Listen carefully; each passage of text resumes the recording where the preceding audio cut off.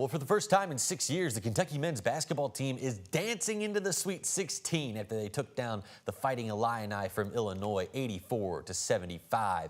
WHAS11 sports reporter Strandon Raboyne and senior photojournalist Alyssa Newton were in Milwaukee for that win. It's been 6 years since Kentucky's made it to this part in the tournament, and just a few days ago, many of these players experienced their first NCAA tournament win. Now they're just trying to enjoy it.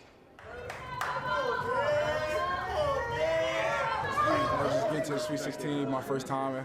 A lot of these guys first time, but just not complacent. Go get some rest and get back in the gym and get ready for Tennessee. It's so special. It's what we've been looking forward to since June. So we're ecstatic to get there and we're looking forward to it. To think that we all didn't even know each other a year ago today probably, and to come together with all these guys. It's a special locker room and a bunch of special people. I think it's just the love that we have for one another. From day one, we kind of just had a real connectiveness, and we kind of just love each other, and we play with that passion. Don't want to let one another down, and it just shows on the court. It feels strange because never in my career have I played this far in March, so I feel like it's like that for a lot of the guys. I remember watching all the games last year and just wondering what it felt like to just be in that moment. So I'm driving here now. It's God's plan. It's a blessing, I like that. I'm able to wear this jersey right here, Kentucky, and be next to all these great players and play in this environment, and just to have a game like that and win and keep going and moving on to the Sweet 16. It's a blessing. I'm glad that they're able to, experience this. I know it's going to be my third time in Sweet 16, so, a lot of these guys, their first time, even playing in the tournament. So I'm really excited for them, and, we got a lot more magic that we got left. Colin Chandler actually told us in the locker room that the Troy game gave them great practice for this defensive scheme that they used against Illinois. And the Cats are going to have a few days of rest before they head to Indianapolis and face Tennessee in the Sweet 16. Reporting live from Milwaukee, I'm Serena Raboyne, WHAS 11 on your side. And the Vols are a very familiar opponent for the Cats. They've already beaten them twice this year, once in Lexington and once in Knoxville. That game's set to tip off Friday at 7:30 out at Lucas Oil Stadium in Indianapolis. Well, both the UK women and U of L women's teams are now out of the NCAA tournament. Kentucky lost an absolute heartbreaker to Kansas State yesterday by 1 point, 80-79. The Cards fell to the Horned Frogs of TCU 85-70. WHAS 11 sports reporter Kent Spencer has a closer look at both of those games coming up here a little bit later on GMK. I just vetoed the House bill that attempted to overturn my ban on conversion therapy. Conversion therapy is torture on our kids, and no one should ever want to have to subject a kid to something like that. Andy Beshear not mincing words there as he vetoed House Bill 495. The bill attempted to overturn an executive order the governor signed last year, which banned the practice of conversion therapy in the Commonwealth. The legislation also seeks to prohibit the state's Medicaid program from covering gender transition treatment. State lawmakers will have a chance this week to override the governor's veto with a majority vote from both the House and the Senate. Right now, Metro Police are investigating a stabbing that left one man in critical condition. It happened just after 7 o'clock last night in Portland. We're told officers found a man stabbed inside a home on North 27th Street. He was taken to the hospital with the injuries believed to be life-threatening. This time, police have not named a suspect.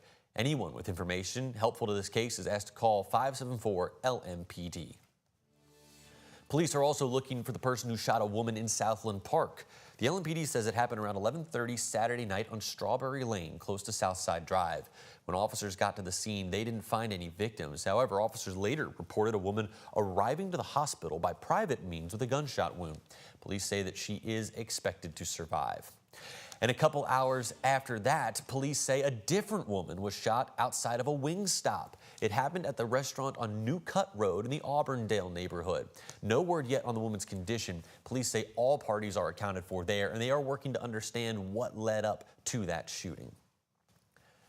Fire officials in New Albany are working to figure out what started a fire that sent more than a dozen people to the hospital and led to multiple rescues.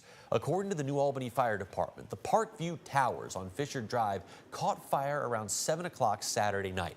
First responders say smoke was coming out of the 4th floor, and crews were able to find fire near the back of the building. Fire officials were able to contain that fire between the 4th and the 8th floors and rescued at least 25 people. They were all taken to the hospital. We've also learned that one firefighter was hospitalized and is expected to survive. Now, mourners gathered out at Southeast Christian Church on Saturday to celebrate the life of Ulysses Jr. Bridgman. He's a former basketball star turned billionaire entrepreneur. Junior Bridgman was more than a legend. He was a living example of what excellence looks like. That was television personality Star Jones. She was one of the more than 1,000 people who attended that service.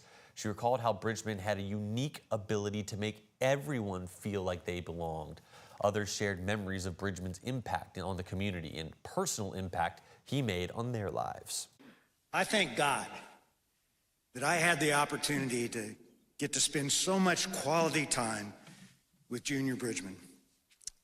To tell him that I loved him, to tell him that I'd honestly never ever met a man like him, that he was truly an icon to me and so many others, and that he personified every characteristic you could think of for being a great man. Bridgman was speaking in front of hundreds of people in Louisville on March 11th when he suffered a medical emergency that led to his death. To honor Bridgman's legacy, his family is encouraging everyone to donate to the West End School. Bridgman was a founding board member at the all-boys boarding school. We do have a link to donate under the GMK tab on our homepage.